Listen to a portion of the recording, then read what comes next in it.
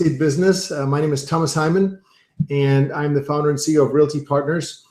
I also have built a very successful real estate team in the past, and the purpose of my 6-day, actually it's a 6+1 day training program, is to answer the question of how to build a sustainable 6-figure real estate business. Now, last week we had 4 sessions, and we were talking about first of all, how to lay the foundation for your business.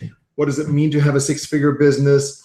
The processes and structuring your business, the roles in your business, as well as your pillars of revenue generation, where to get your business from. And then we spent a couple of days on how to work with sellers, attracting sellers, how to get sellers want to work with you. And today and tomorrow, we're going to talk about working with buyers. For a lot of agents just starting out, you may not have the resources to do a lot of marketing yet. And buyers are a little bit easier to attract on a budget than sellers. And so this can be a great tool just to get started, to build a number of transactions under your belt, to get your Zillow rating set up by getting feedback from the people that you're working with, and then start reinvesting some of your money and start marketing in your farm area and direct mail and so forth that you can do for attracting sellers. So today is going to be part 1 of working with buyers. And basically, we're going to talk today about how to attract buyers and how to get buyers to work with you. And again, I'm presenting to you exactly what I used to do and what I would do right now if I were to go back in the business as an agent, and also what the top agents in the field are doing, whether they're working as a team or whether they're working by themselves. So there are really 2 pieces to the puzzle. Obviously, number 1, attracting buyers, getting buyers to raise their hand so that you even have an opportunity to work with them. And then once you start communicating with them, creating a relationship and getting that buyer to want to work with you, okay? So today's session is maybe going to be 20, 25 minutes. Tomorrow, we're going to talk about how to really create an amazing experience for the buyers and how to work with buyers from start to finish, from before looking at properties until post-closing, and what you can do to really create raving fan clients by creating an experience that is totally different than what 99% of the other agents out there will deliver to them. So let's talk about attracting buyers. Number 1, where do you get buyers from? One source obviously is referrals, and that's the big catch-22. When you're first starting out, you obviously don't have a lot of people that you can generate referrals from. You don't have a lot of clients that you've worked with. Obviously, you always want to work with your sphere of influence, your warm market, people that you know and that people that know you. And you never know when somebody finds out that somebody's looking to buy a home. So that is certainly one area, getting referrals. And as you become more successful, that part of the business will naturally increase. But let's talk about number 1, starting out at ground zero, and number 2, how can you create some systems to have business coming in on a consistent basis. And that brings us to lead generation. So 2 things I'm going to talk about are not internet related. In today's day and age, this is 2015, this is not 1995, internet lead generation really is the key, bar none. But there's still a couple of other things that you can do. One idea is direct mail to renters. This really works extremely well for builders, and a lot of builders that build communities that are targeted at first-time buyers are doing direct mail campaigns consistently to people that live in apartment complexes. And obviously, you can get mailing lists specifically to target those people. And they're getting a great result because we're getting into a place again where many times it is less expensive to own than to rent. Rents have been increasing quite dramatically, whereas interest rates have, remained somewhat flat. So if you're specializing in working with first-time buyers, then targeting some apartment complexes where what they're paying on rent and where you know that you can provide them something comparable or ideally much nicer for the same amount of money, could be a winning strategy. Okay. The second opportunity is open house leads, and we talked about that during the seller segment, the listing segment.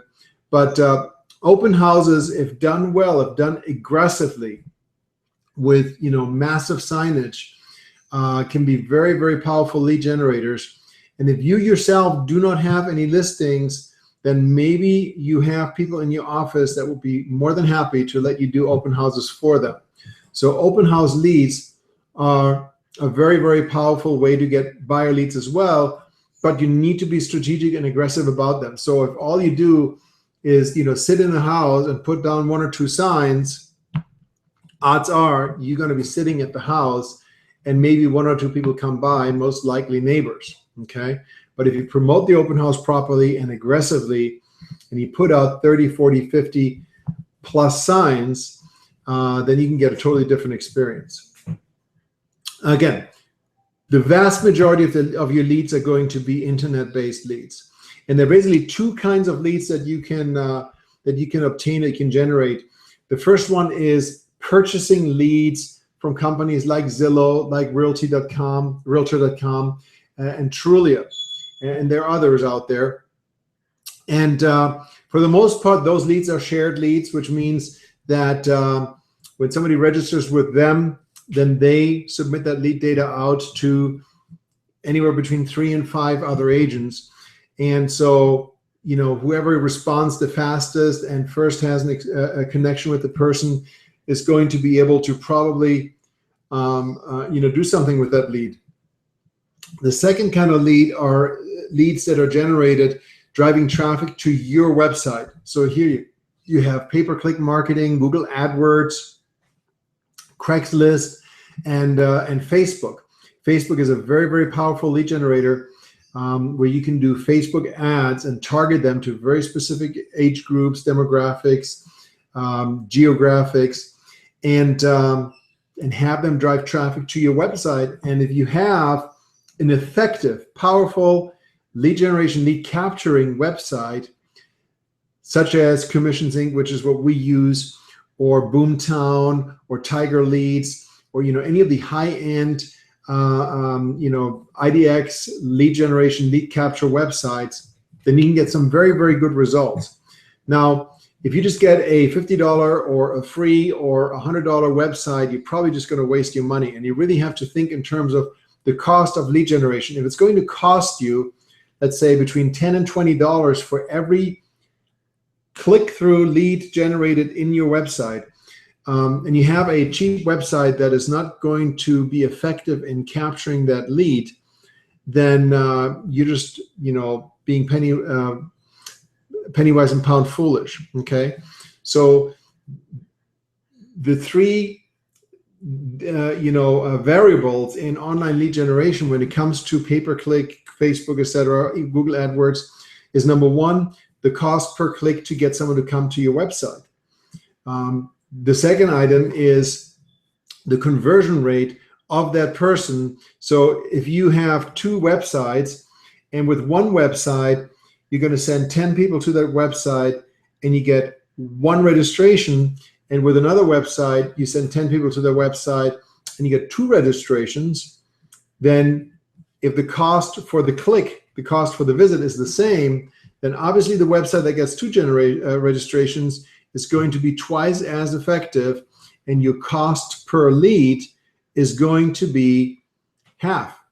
Okay, and in all likelihood, you're going to have to figure between 10 and 25 visits to your website to get 1 lead, and the quality of the click is obviously going to be determining as well. So first, you have to pay to get someone to click through to your website. Then what they're going to see is going to determine whether they're just going to leave instantly or whether they're going to register, and then the capture method in taking the registration is going to have an impact.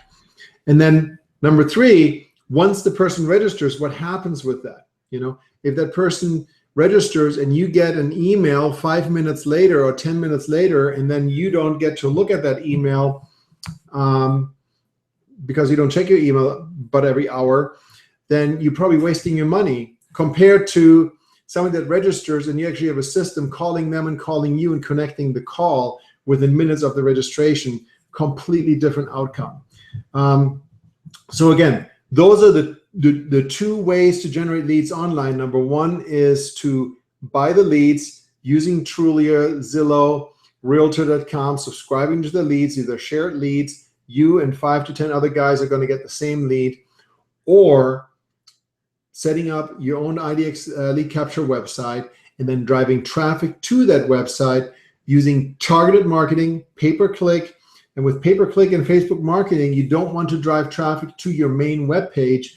You want to have very specific targeted traffic being pushed through. So for example, you may advertise an incredible golf course view home value, and that is going to be the link that somebody clicks through. And then when they get to your website, they land directly on the page for that incredible golf view home value, the property that attracts them.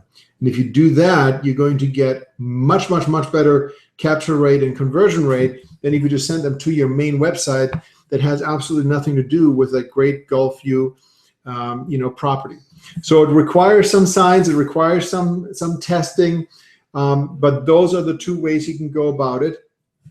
And in my mind, I prefer the pay-per-click, Google AdWords, Facebook targeted marketing. Yes, those leads are a lot more expensive, but they're also a lot more valuable in the sense that they're not shared leads and you get notified right away. Now, once you capture these leads, follow-up is incredibly important. Just to give you an idea, there were some studies made that looked at online lead conversion when somebody registers online and then a sales rep calls out to that person. What happens if you call within 5 minutes, within 30 minutes, within an hour, or within a few hours, or the next day? And believe it or not, the difference between calling within 5 minutes and calling after an hour, in that window between 30 minutes and 60 minutes, is 20-fold. 20-fold. So really, you need to connect with that lead within the first 5 minutes of them registering. And that's why most sophisticated lead capture and lead management systems have tools to push out the data to you the instant that somebody registers. So you have something pop up on your cell phone, on your mobile app, you get a text message, the system calls out to the person that just registers, provided their phone number is a good number, and then they connect to you. So because speed is absolutely critically important.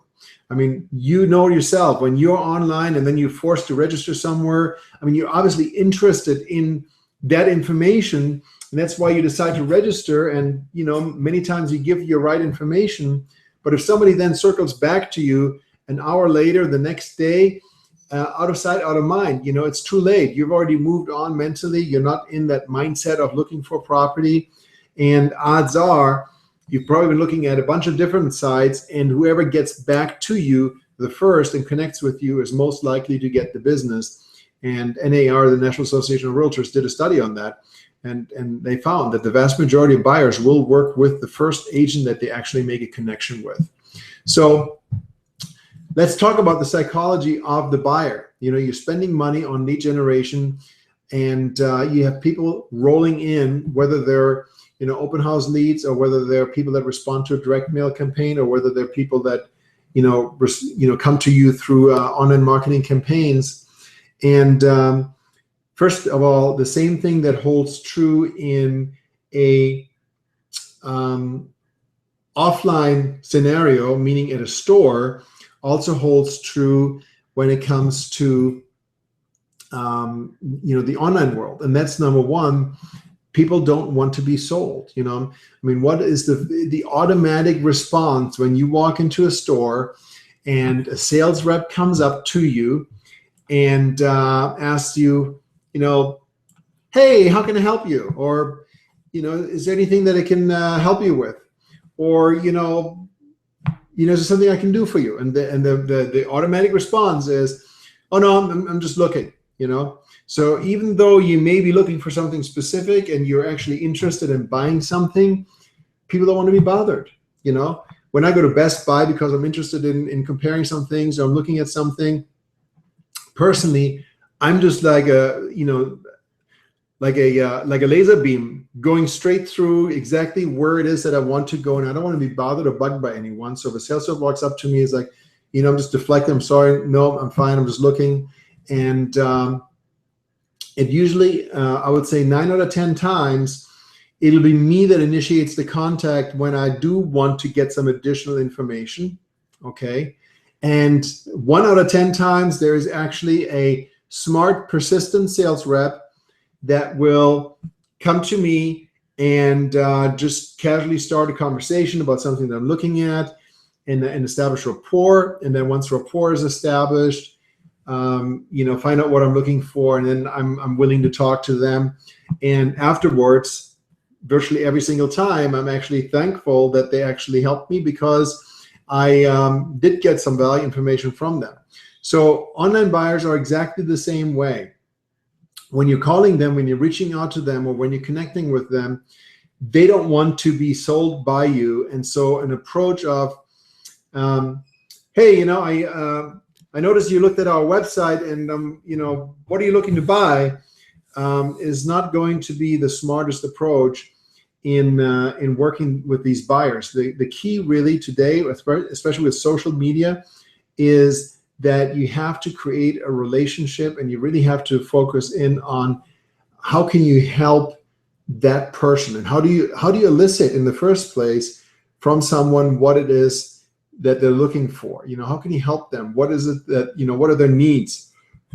And across the board, regardless of what they're looking for, regardless of what price range they're looking at, even regardless of what kind of personality profile they are, two things are true in almost all cases. Number one, buyers want access to information, and they want access to information now, and they want access to lots of information. Okay, so in the past, we were the gatekeepers. 10 years ago, we had these websites, and buyers would register on them, and then we would get talk to them, and they had to come into the office. We would set up these search profiles, and they had to go through us. There was no IDX. There was no way for buyers to have access to all this aggregated information that they have today. So we were the gatekeepers, and we used that information as currency. Today, we really need to just provide all the information that's out there and then some. And so knowing that, the first thing you can do is offer them to get access to more information that is relevant to them. And hopefully your website solution aggregates a lot of information, so that they don't have to deal with you to get to the secret info that you have access to through your MLS portal. And as you find out what it is that is important to them, you want to be able to point them into directions of places where they can get more information as well. So there's no such thing as information overload for these people that are looking for something and want to have access to that information. The second thing that's true is that they want things to be very simple and easy and straightforward. And that can be challenging, because especially when somebody, let's say purchased a property before, and they did it in the 2004, 5, 6 time frame when you could just fog a mirror and you got a loan. Things have changed dramatically since then. So knowing that they want to have things quick and easy and very simple, and knowing that the reality looks differently, you can use that to educate them and help them to actually make it a simple and easy experience by being super proactive. Okay. Most buyers, again, don't understand how the process works. They don't buy homes on a consistent basis. They don't deal with mortgage brokers on a consistent basis. They don't know how complicated and complex it gets. So there's a real opportunity for you to establish yourself as a trusted source and partner, and someone that they will want to work with. Now, sidetracking from here, it's not just what's important to the buyer, but you also need to ask yourself at the same time, okay, what about my value of my time? And how can I make sure that I don't waste my time? And so you need to have this balance between, on one hand, you want to provide massive value and be this amazing resource to them that they cannot believe all the stuff they're getting from you. But on the other hand, you have to make sure that they're not going to waste your time. And the first step here really is that you need to place a value on your own time. Realistically, what is the value of your time? If you're looking to make six figures, last time I checked, that's about $83,000 a month, okay? And if you're working 160 hours a month, that would be 40 hours a week. Let's say you're working 60 hours a week, that's $240 a month. So 84,000 divided by 240, let's do the math here real quick. Actually, 100,000, and I'm just going to go divided by 12. It's 83, there's $8,300 a month, $100,000 per year. And this is now not even taking into account the fact that you need to make 150 to net 100. We're just talking about gross revenue as a business. So if you divide that by 240 hours, if you're actually working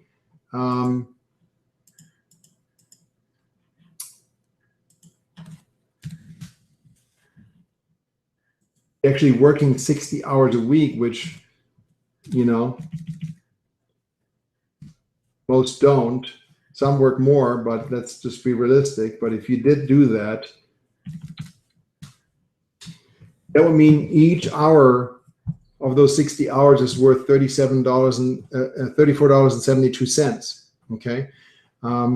If you're working 40 hours a week, it'd be worth $50 an hour.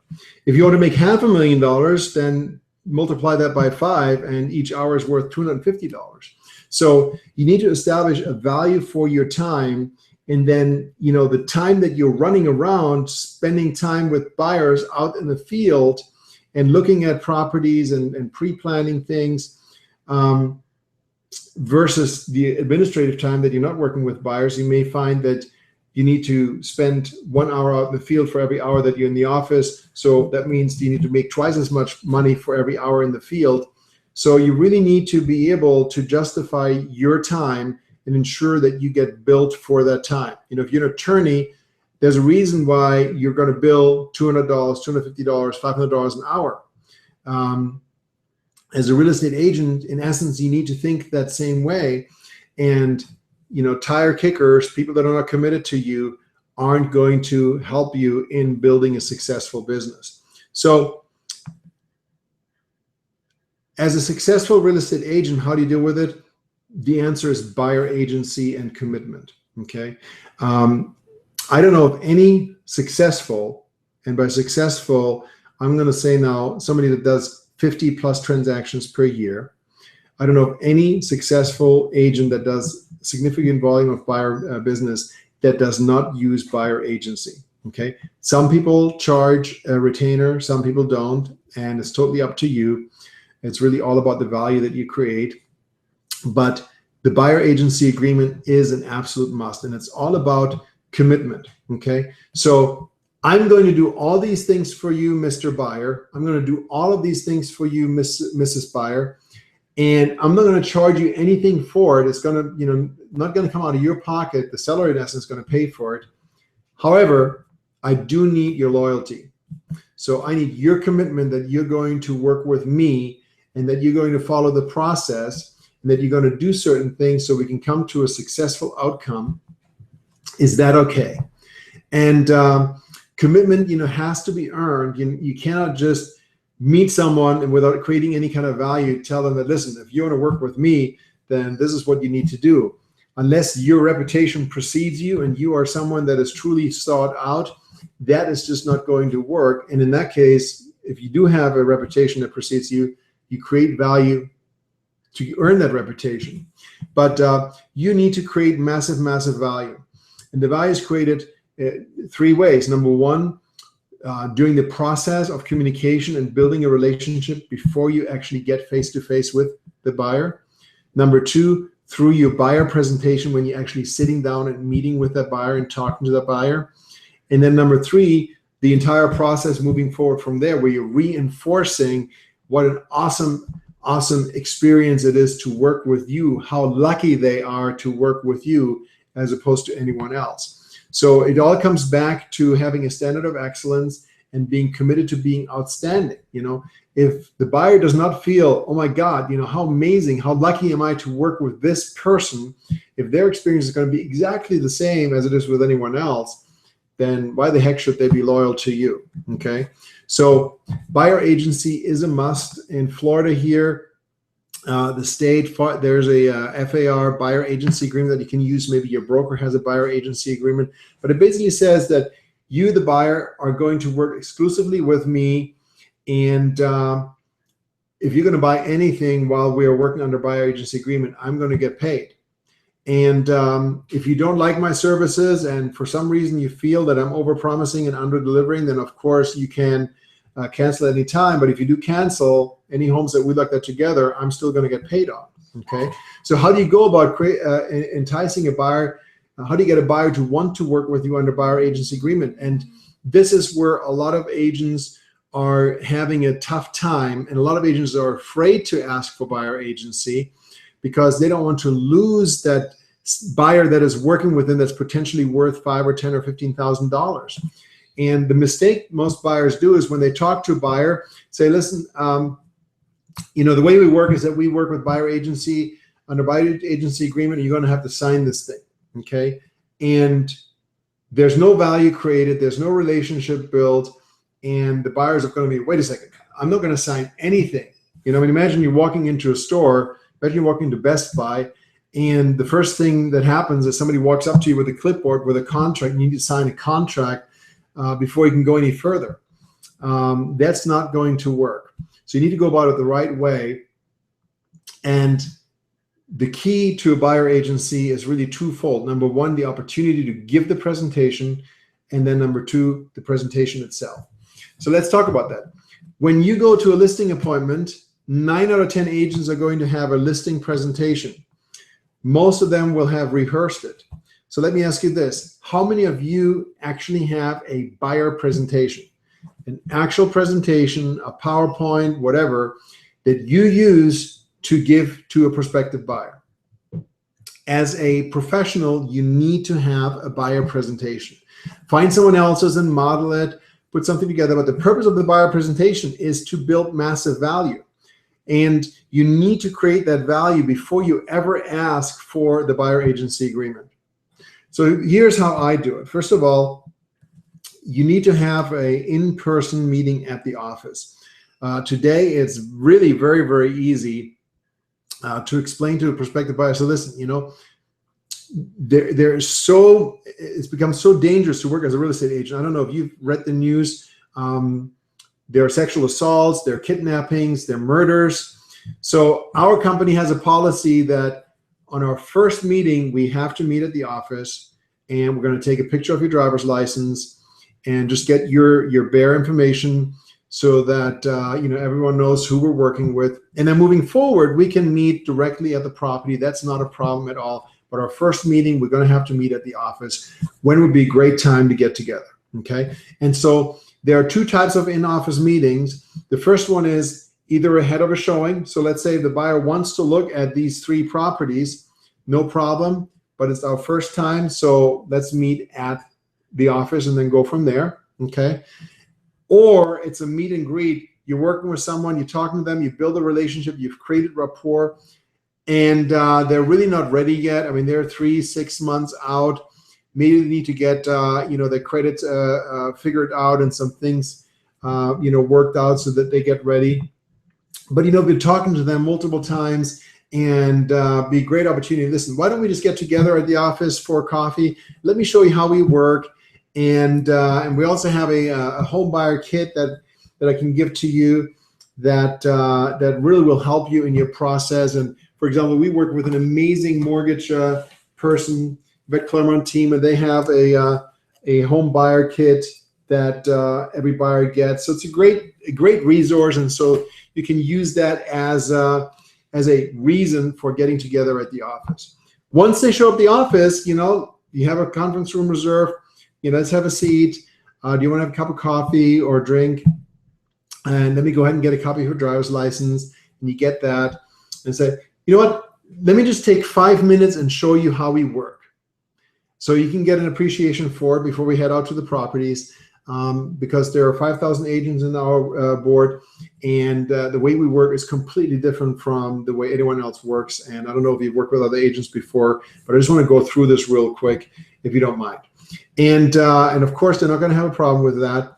And even if the presentation is going to take 20 minutes, you're just going to ask for a few minutes, and then have a powerful buyer presentation that shows them how you are bringing massive value to the table. And then at the end of the presentation, you really want them to be in a state of, oh my God, this is awesome. And I say, you know what? The best part is there's no cost to you, and all I'm asking for is your loyalty, because obviously my time is limited. I cannot be working with 100 different people. So all I'm asking for is your loyalty. Is that fair? And of course, they're going to say yes. And say, what we have here is a simple buyer agency agreement. You can cancel at any time if you're not happy with the service you receive from me, but I'm going to promise you that I will way over deliver anything you expect right now. And they're not going to have a problem signing it. All right. So again, it's about creating value first. It's just like a listing presentation. If you walked into the home and you didn't even look at the house and you didn't talk to them about your marketing plan and what you do, and you said, you know what, before we get started, I just want you to know that my commission was 7.5%, and I got some paperwork you need to sign here, if you don't mind, and then after that we can talk about your house. You'd be thrown out. And again, that is unfortunately the strategy that most buyer agents are using with buyers, and so they get burned, and then they don't use buyer presentation anymore. They've probably done, and I guarantee you that I will get 9 out of 10 people to execute the buyer agency, and if they don't, then odds are they're tire kickers, and I don't want to work with them. Now, if you have scheduled an appointment to look at properties and they do not want to sign the buyer agency for whatever reason, I would still take them out to show those homes. And during that process, I would again just knock their socks off, so that if they have been working with anyone else looking at properties, by contrast, the experience with you is going to be day and night, and they will want to work with you when you're done. And after you've done the showings, you say, listen, I'd love to work with you. You know what the deal is. All I'm asking for is your loyalty. So if you want me to continue to work with you moving forward, then this is what we need to do. And again, in the vast majority of cases, you're not going to have any issues at all. So what about buyers that aren't ready? And in this market here, a lot of these online leads that come in have, a 3, 6, sometimes even 12 months leadway. You may, right now it's August, but let's say you may be in April and people just left, and they're going to be back here next year in December or January, So to me, always, having these long-term leads, if properly done, really is money in the bank. Because what happens is 99% of real estate agents will drop the ball. They will not follow up properly long-term with these long-term leads. They're not going to create a relationship. And so somebody else will connect with them when they get closer. And at that point, work with them. So when you have a long-term lead like that, I would just get excited and look at it as a deposit into your long-term banking account, and here's an opportunity to create a relationship with these people. Okay, you don't have to sell them anything. There's nothing to sell to them because they're not going to be ready for another 6, 9 months. Even if the best deal in the world came along tomorrow, they're not going to buy right now. So that really takes off all the pressure. And if you change your mind or your perspective towards how can I really create an awesome relationship with this person, and how can I create massive value for them? How can I help them prepare so that 9 months or 12 months down the road, they're going to have a great experience and everything is going to be smooth? Then you'll find that a huge percentage of them will actually stick with you, okay? And the way to do that is not call them once a month just to check in and see how they're doing on their property search, but to really get to know them, find out about them, get their address and say, listen, we have an amazing relocation kit, or we have a great, buyer resource kit, or from time to time, people that I work with, I will send you some local newspapers just to keep you in the loop, the Longboat Observer, or something local from here, just little tidbits, just to get a reason to have them give you their mailing address, and you can send them some things and some, handwritten thank you cards and so forth during the time. You can work with them on getting their financing pre-approval done. We have a great resource that will get you actually not just pre-approved, but fully underwritten. And a lot of buyers completely underestimate what is required. So having someone take a look at it 9 months out, if there's any issue at all that needs to be redone or restructured, or maybe some debt needs to be paid off or moved from here to there, you have plenty of time to do that. Maybe some things to increase your credit score. So using that time wisely to create a relationship and really let the person know that you are there as their resource. And if they ever need anything, if they have any questions about a neighborhood, they want some information about something, just text me or email me and I'll get you that information. If you do that, then you will own them by the time they come down here. Okay. So you have to look at it as, we're in the relationship business. Yes, we're in the real estate business. It's about, buying and selling homes, but truly it's in the relationship business. And what better opportunity than have this 9-month leadway to create a long-term relationship with someone where 99% of all the other agents aren't going to bother because they're not ready to do something right now. And then when they're ready, you will be their trusted source.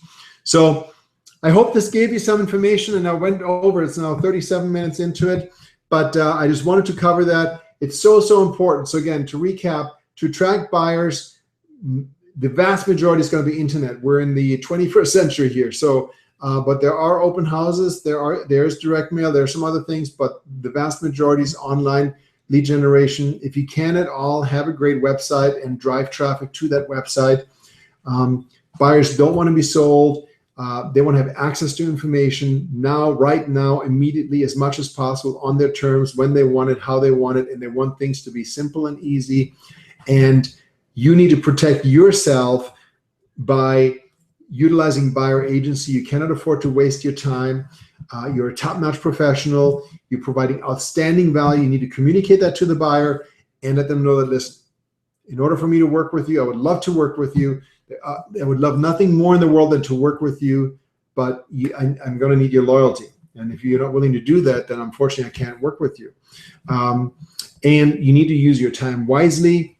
Many times online leads are 3 months, 6 months, 9 months, 12 months out, and you need to work with them. Just today, I just reassigned a lead. I'm a non-competing broker, but I just had an alert come in our system. An agent, a former agent, she's no longer with us, but she had someone that she made quote unquote dead. And that person came back after 424 days. She's still getting the updates, a multi-million-dollar lead. And I just reassigned it to one of our agents that somebody just completely dropped the ball on, didn't follow up. And this person was still there, coming back, looking at properties. So you never know, okay? Use your time wisely. Imagine if that person had used the last year and a third, 400 days, to create an amazing relationship. Go to homes that person likes and do Periscope live broadcasts in that home. You can do private broadcasts, or do FaceTime, or do Hangouts, or send video clips on WhatsApp. And there's so many things that you can do where you can just go above and beyond when you are in the process of creating relationship. Anyhow, I'm Thomas Hyman. Pleasure speaking with you. Tomorrow at 9 p.m. I'm going to have part 2, which is the most important part of working with buyers. I hope you tune in. And as always, if you have any questions, please reach out to me. Feel free to email me, contact me on Twitter, Facebook, whatever works for you. I'm here to help. Thank you so much, and have a wonderful night.